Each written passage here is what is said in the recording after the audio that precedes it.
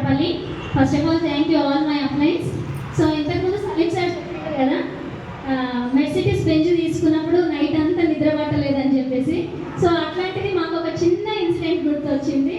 ఏంటంటే మాకు highest check వచ్చింది. జాయిన్ అయిన బిజినెస్లో జాయిన్ అయిన ఫస్ట్ మంత్ 90 రూపీస్ వచ్చింది. తర్వాత 1500 వచ్చింది, 6000, 15,000, 20,000 ఇట్లా వస్తుంది. అని ఓకే వస్తున్నాయి కదా, ఇట్లా ఏంటంటే మాకు బయట చేసే వర్క్కి చెక్ పెరిగి వస్తలేదు, కంపేర్ అయ్యి వస్తుంది.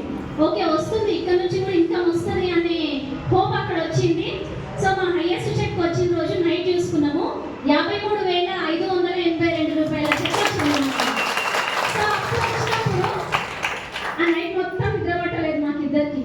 ఎందుకంటే మేము చేస్తున్న వర్క్లో మా లైఫ్ మొత్తంలో ఎప్పుడు కూడా అంత చెక్ మేము తీసుకోలేదు.